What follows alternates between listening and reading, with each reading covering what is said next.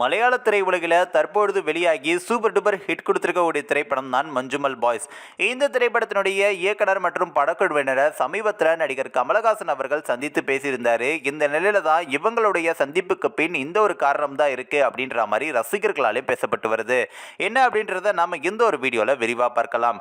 அதாவது தமிழ் சினிமா மட்டுமல்லாமல் இந்தியன் சினிமாவை வியந்து பார்க்கக்கூடிய அளவுக்கு தற்பொழுது மிகப்பெரிய ஹிட் கொடுத்திருக்கக்கூடிய ஒரு திரைப்படம் தான் மஞ்சுமல் பாய்ஸ்.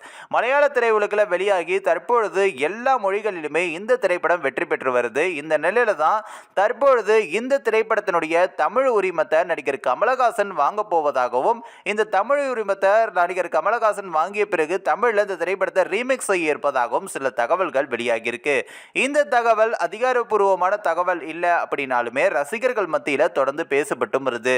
அது மட்டுமில்லாம நடிகர் கமலஹாசன் அவர்கள் இந்த திரைப்பட குழுவினரை அழைத்து பாராட்டியிருந்தாரு. இந்த நிலையில தான் இவங்களுடைய சந்திப்புக்கு பின் இந்த ஒரு காரணம் தான் இருக்கு அப்படின்னு ஒரு பக்கம் பேசப்பட்டு வருது. மற்றொரு பக்கம் பார்த்தீங்கன்னா இந்த திரைப்படத்தினுடைய தமிழ் உரிமத்தை ராஜ்கமல் ஃபிலிம்ஸ் இன்டர்நேஷனல் வாங்க வாய்ப்பு இருக்கு, இல்லைனா அமைச்சர் உதயநிதி அவருடைய ரெட் ஜெயின் மூவிஸ் வாங்க வாய்ப்புகள் இருக்கு அப்படின்ற மாதிரி மற்றொரு பக்கமும் பேசப்பட்டு வருது.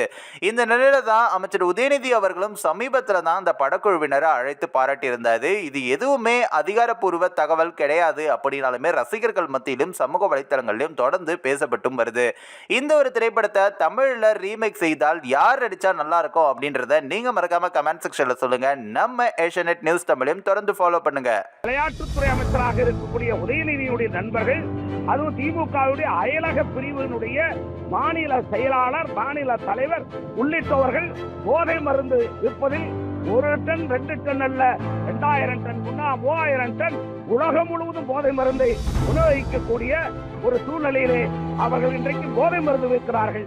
பாரத் அரிசி, பாரத் பருப்பு, கடலைப்பருப்பு, பாரத் கோதுமை மாவு என்று மக்களுக்கு மலிவு விலையில் பாரத தேசம் முழுவதும் மத்திய அரசு இன்றைக்கு நேரடியாக அந்தந்த பகுதியிலே கொண்டு வந்து விநியோகம் செய்கிறது. இங்கே கூட ராசிபுரத்தில் நேற்றைய தினம் நாமக்கல்லை தொடங்கி வைத்தோம். இன்றைக்கு ராசிபுரத்தில் தொடங்கி வைத்திருக்கிறோம்.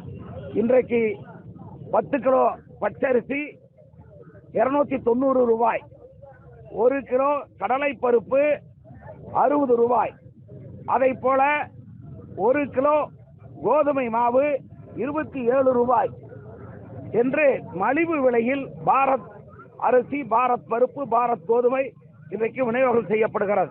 நாடெங்கும் இந்த விநியோகம் தொடங்கி இருக்கிறது. அமித்ஷா அவர்கள் கூட்டுறவுத்துறை அமைச்சராக பொறுப்பேற்றதற்கு பின்பு நாட்டு மக்களுக்கு கூட்டுறவுத்துறை மூலமாக இது போன்ற மலிவு விலையில் நேரடியாக மக்களுக்கு போய் சேர வேண்டும் என்று நல்ல பொருளை நேரடியாக அனுப்புகிறார். பாரதிய ஜனதா கட்சியினுடைய அரசு மக்களுக்கு அரிசி, பருப்பு, கோதுமை மாவை விநியோகம் செய்கிறது. தமிழகத்தை ஆளுகின்ற திமுக அரசு மக்களுக்கு போதை மருந்து விநியோகம் செய்கிறது. திமுக அரசாங்கத்தில் இருக்கிறவர்கள், அரசாங்கத்தை நடத்துகிறவர்கள், குறிப்பாக விளையாட்டுத்துறை அமைச்சராக இருக்கக்கூடிய உதயநிதியினுடைய நண்பர்கள், அதுவும் திமுகவுடைய அயலக பிரிவினுடைய மாநில செயலாளர், மாநில தலைவர் உள்ளிட்டவர்கள் போதை மருந்து விற்பதில் 1 டன் 2 டன் அல்ல 2000 டன் 3000 டன் உலகம் முழுவதும் போதை மருந்தை விநியோகிக்கக்கூடிய ஒரு சூழ்நிலையிலே அவர்கள் இன்றைக்கு போதை மருந்து விற்கிறார்கள். பாரதிய ஜனதா கட்சி அரிசி விற்கிறது, பருப்பு விற்கிறது, கோதுமை மாவு விற்கிறது. திமுக இங்கே சாராயம் விற்கிறார்கள், பிராந்தி விற்கிறார்கள், விஸ்கி விற்கிறார்கள்.